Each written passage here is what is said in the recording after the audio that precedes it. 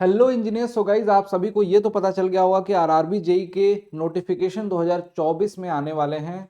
चूंकि कैलेंडर में मंथ भी मेंशन कर दिया गया है कि किस मंथ में आपको आरआरबी जेई का कैलेंडर जारी किया जाएगा, यानी कि नोटिफिकेशन जारी किया जाएगा, जिसमें आपको वैकेंसीज से रिलेटेड सारी इंफॉर्मेशन और एग्जामिनेशन की डेट दी जाएगी।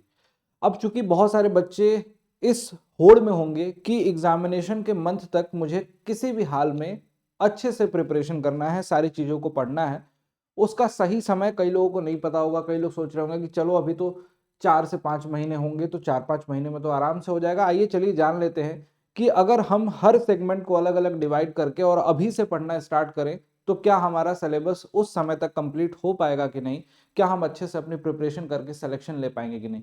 क्योंकि गाइज अगर आपको सही समय पे सही गाइडेंस मिल जाए और आपकी पढ़ाई सही समय पे स्टार्ट हो जाए तो डेफिनेटली आप उस एग्जामिनेशन में बहुत अच्छा कर सकते हो। और ये वीडियो उन सभी एस्पिरेंट के लिए जिनको जानना चाहिए कि आरआरबी जे एग्जामिनेशन निकालना जो है कितना टफ है, कितना आसान है, क्या क्या पढ़ना है, किस तरीके से पढ़ना है, वो सारी इंफॉर्मेशन आज के इस वीडियो में मैं आपको देने वाला हूं।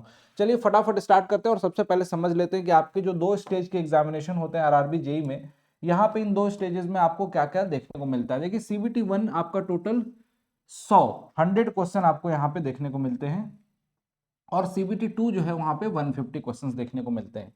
एक एक नंबर के क्वेश्चंस आपको देखने को मिलेंगे आरआरबी जेई में। और नेगेटिव मार्किंग जो है देख सकते हैं 1/3 की नेगेटिव मार्किंग एसएससी की तुलना में। यहाँ पे नेगेटिव मार्किंग जो पेपर 1 में एसएससी में होती है उसकी तुलना में यहाँ पे ज्यादा है, 1/3 की नेगेटिव मार्किंग है।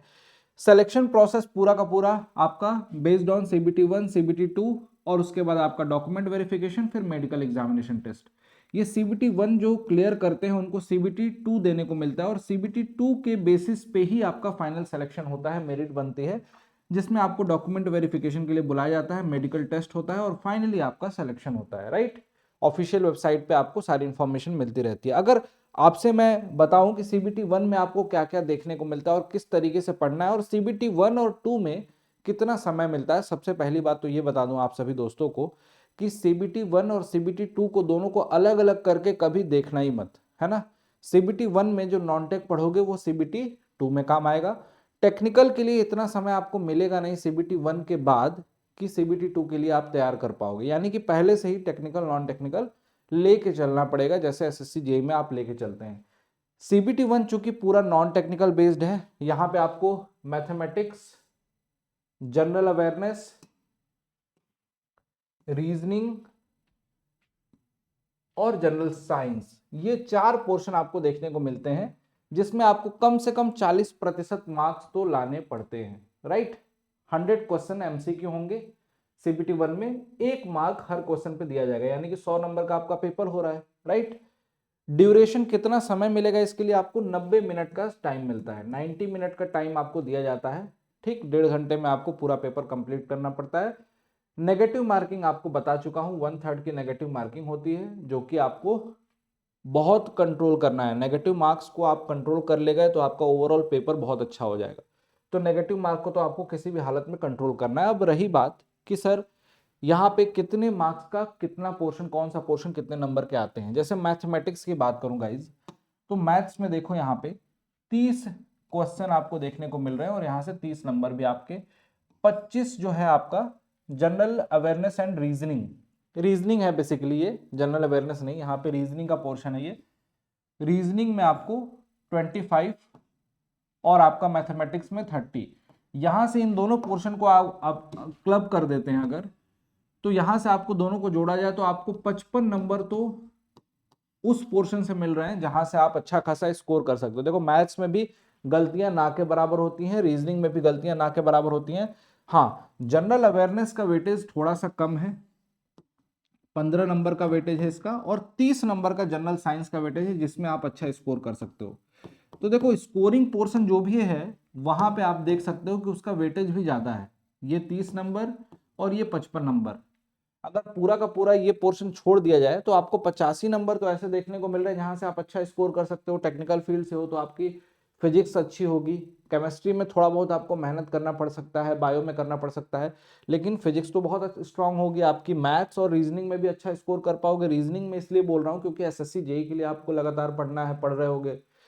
तो ये पोर्शन तो आपके स्ट्रॉन्ग पोर्शन है, यहाँ पे आपको थोड़ी सी मेहनत करनी है और यहाँ पे फिक्स है कि 15 क्वेश्चन आपको 15 नंबर के आपको देखने को मिलने वाले हैं।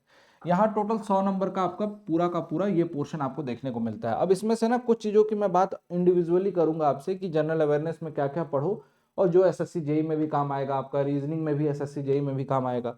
तो ये 100 नंबर का आपका पेपर हो गया, 90 मिनट में आपको करना है। टाइम मैनेजमेंट यहाँ पे सबसे इंपॉर्टेंट रोल प्ले करता है टाइम। ये मैथ्स वाला पोर्शन जो है ना और रीजनिंग वाला, ये आपका समय बहुत खा जाता है।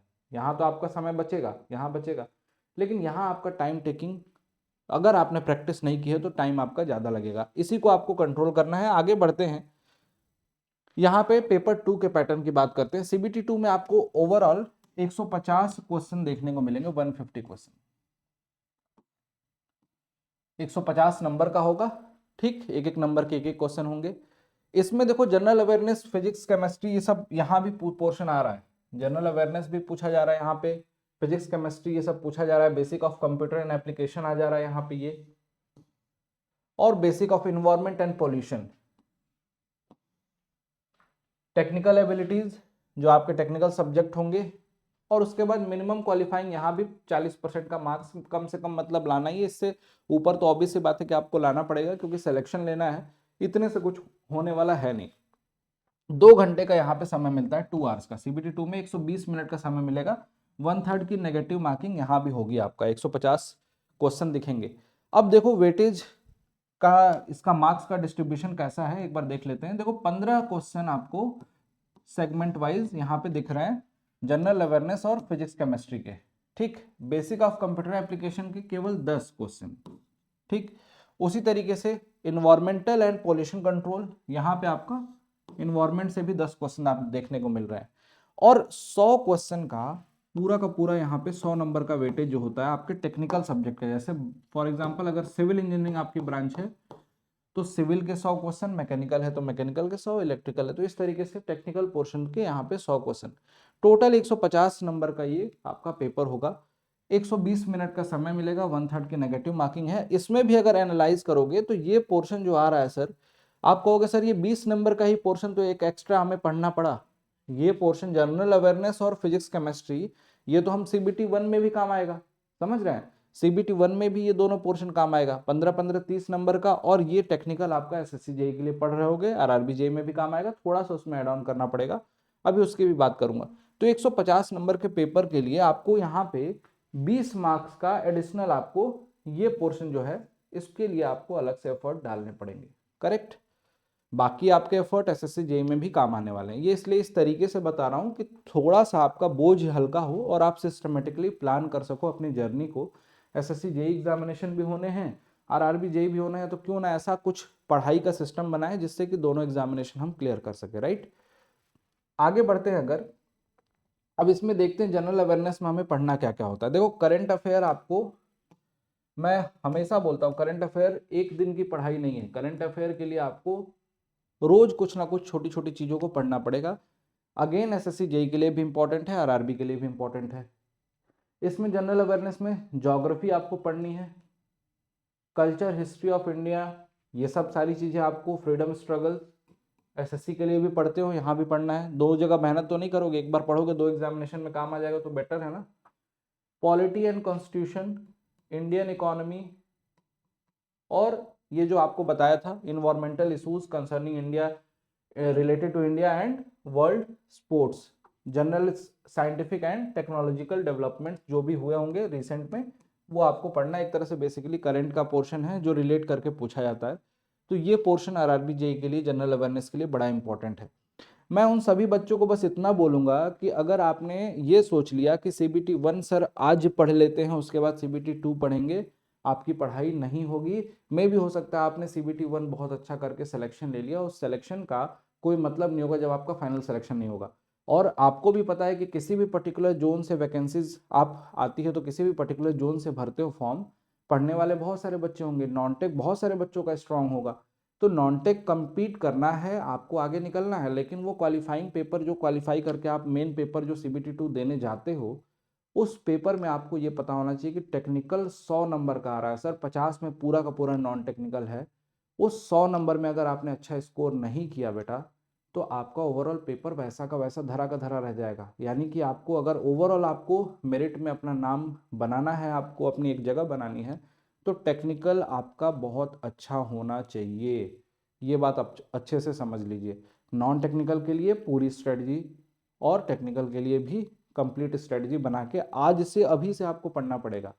आप अगर सपना देखते हो ना कि आपको एक सरकारी नौकरी चाहिए, आपको एक जेई बनना है, आरआरबी जेई बनना है और आपको सर्व करना है इंडियन गवर्नमेंट को और आपको अर्न करना अच्छा, तो उसके लिए गाइज अभी से मेहनत करनी पड़ेगी। अगर ये सोच रहे होगे, मन में एक भी % डाउट होगा कि जब नोटिफिकेशन आएगा तब पढ़ूंगा, उस समय पढ़ने वाले बहुत सारे बच्चे होंगे और आप जैसे बच्चे भी बहुत सारे होंगे जो आपसे ब्रिलियंट भी होंगे कुछ बच्चे, समझ रहे हैं। तो आपको अगर रेस में आगे रहना है, आपको सिलेक्शन लेना है एनी हाउ, आपकी कुछ कंडीशन ऐसी है जिसमें एनी हाउ आपको इस साल सिलेक्शन लेके ही रहना है, अदरवाइज आपको पढ़ाई का मौका नहीं मिलेगा, आप दोबारा चांस नहीं मिलेगा। ये अगर आपके मन में थॉट है तो आपको मैं बोल रहा हूँ कि दिन रात एक करके पढ़ना स्टार्ट कर दो। और मैं आपको पर्सनली रिकमेंड यही करूँगा कि आपकी पढ़ाई आज से शुरू हो जानी चाहिए। टाइम टेबल, बैठने का सिटिंग रूटीन, कितने घंटे मुझे पढ़ना है, ये सारी चीज़ें डिसाइड होनी चाहिए। नहीं कर पा रहे हो तो आपके अंदर कमी है, इसको दूर कीजिए। और मैं आप सभी को बता रहा हूँ, देखो सिस्टमेटिक क्लासेस भी इसकी स्टार्ट कर दी गई हैं, इसलिए कि क्लासेस में बहुत सारे बच्चे ना अपने से मटेरियल रिसोर्सेज सारी चीज़ें ढूंढ नहीं पाते हैं। ढूंढने जाते हैं तो बहुत सारी चीज़ें लगती हैं कि यार यहाँ से ये पढ़ रहा हूँ, यहाँ से कौन सा सफिशिएंट है, कौन सा सही नहीं है। और जो एक टीचर पढ़ाता है आपको, तो वो क्या करता है कि हर बुक्स का, हर इंपॉर्टेंट डेटा का कलेक्शन करके आपको कम समय में प्रोवाइड करा देता है, ताकि आपको सही तरीके से वो चीज़ें मिल सकें। और पढ़ा दिया जाता है ताकि आपको समझ में आ जाए। आपको क्या करना होता है, बस उसकी प्रैक्टिस। तो उसके लिए सिविल ब्रांच हो, मैकेनिकल ब्रांच हो या इलेक्ट्रिकल ब्रांच हो, एसएससी जेई अथवा आरआरबी जेई, इन दोनों बैचेस को अलग अलग परचेस करने की किसी भी बच्चे को जरूरत नहीं है। इनफैक्ट मैं कहूँगा कि टेस्ट सीरीज की जो जरूरत पड़ती है ना लास्ट टाइम पे क्वेश्चन प्रैक्टिस करने के लिए, टेस्ट सीरीज भी इसमें एडेड है, लाइव बैचेस भी इसमें एडेड हैं, रिकॉर्डेड वीडियोस भी एडेड हैं। सबसे बेस्ट सॉल्यूशन जो है आपके प्रिपरेशन के लिए महापैक्स हैं, जो कि आपको अड्डा 24/7 के एप्लीकेशन पे मिलते हैं। बस करना क्या है, ऐप को अपने फ़ोन में डाउनलोड करना है और किसी भी बैच को परचेस करना है। जैसे आप सिविल ब्रांच है तो civil engineering Mahapack, AE and JE exams का उसमें एक सेगमेंट दिखाई देगा, एई जेई एग्जाम्स पे क्लिक करेंगे तो इंजीनियरिंग महापैक दिखेगा, सिविल ब्रांच को सेलेक्ट कर लेंगे तो सिविल इंजीनियरिंग महापैक दिखेगा। इसमें ये सारे एसएससी जेई, आरआरबी जेई, जितने भी स्टेट के एग्जामिनेशन होंगे सारे एग्जामिनेशन कवर्ड होते हैं। इस पर्टिकुलर बैच को ज्वाइन करना होगा। ये डिस्काउंट कूपन कोड दिखाई दे रहा होगा Y293। इस समय इस बैच पे, आज बसंत पंचमी का दिन है, इस बैच पे डबल वैलिडिटी मिल रही है। यानी कि अगर ये बैच जो 6 मंथ का दिया जाता था, 6 मंथ पे 6 मंथ की एक्स्ट्रा वैलिडिटी, यानी कि 6 मंथ इस पे एडिशनली मिल जाएगा आपको। और डिस्काउंट यही कूपन कोड यूज़ करना है Y293, जिससे कि आपको मिनिमम प्राइस में डबल वैलिडिटी के साथ 1 ईयर वाला मैं रिकमेंड करूंगा। 1 ईयर वाला बैच जो होगा उसके साथ 1 ईयर की एक्स्ट्रा, यानी कि 2 सालों के लिए आज मिल जाएगा आपको। 2 ईयर्स का ये कूपन कोड यूज़ करना और मिनिमम प्राइस में लाइव क्लासेस, पेड जो क्लासेस होती हैं उनकी रिकॉर्डेड वीडियोज़ भी मिलती रहती हैं, PDFs, e books, test series, सब कुछ है। और मात्र आपको लगभग 2500 से 3000 के बीच में ये सारे बैचेस मिल जाते हैं। तो जाके फटाफट ज्वाइन कीजिए डिस्काउंट कूपन कोड यूज़ करके। इंडिविजुअल किसी को एक एसएससी जेई का ही तैयारी करनी है तो एसएससी जेई का संगम 2.0 है, ये आपका फाउंडेशन बैच है जो कि महापैक में इंक्लूड है, लेकिन अलग से भी परचेज कर सकते हो। 2200-2000 के आसपास मिल जाएगा same discount coupon code use करोगे तो। वैसे ही आरंभ आरआरबी जेई के लिए सेकंड बैच है जो कि अभी स्टार्ट हुए हैं। ये दोनों बैचेज रिसेंट स्टार्ट हुए हैं और इन दोनों बैचेस को आप same discount coupon code use करके यहाँ से ज्वाइन कर सकते हो अड्डा 24/7 के एप्लीकेशन से। फटाफट जाइए गाइज, ज्वाइन करके अपनी पढ़ाई कीजिए, अब देर मत करना। और बाकी रिलेवेंट इन्फॉर्मेशन, कंटेंट वगैरह सब कुछ हम अड्डा 24/7 के एप्लीकेशन पे आपको प्रोवाइड कराते रहते हैं। जितने भी बच्चे हैं वो यूट्यूब चैनल को अगर सब्सक्राइब नहीं किए हैं तो सब्सक्राइब जरूर कर लेंगे। साथ ही साथ अगर आपने टेलीग्राम चैनल ज्वाइन करना है तो अड्डा 24/7 के ऑफिशियल टेलीग्राम चैनल भी हैं, उसके लिंक्स जो हैं डिस्क्रिप्शन में होंगे, उससे ज्वाइन करके आप वहाँ से भी कंटेंट वगैरह, रेलेवेंट कंटेंट वहाँ से ले सकते हो फ्रीली। बस इतना ही कहूँगा कि आज से किसी भी हालत में अपनी प्रिपरेशन को प्लान करके अपनी पढ़ाई को स्टार्ट कीजिए। आज बहुत ही बेस्ट डे है, बसंत पंचमी, सरस्वती पूजा, भगवान की कृपा आप पे बनी रहे और इसी तरीके से आप बेहतर तरीके से पढ़ते रहें और आपका सिलेक्शन हो, मेरी यही उम्मीद है। थैंक यू सो मच, मिलते हैं आपसे नेक्स्ट वीडियो में। Till then keep learning. Thank you.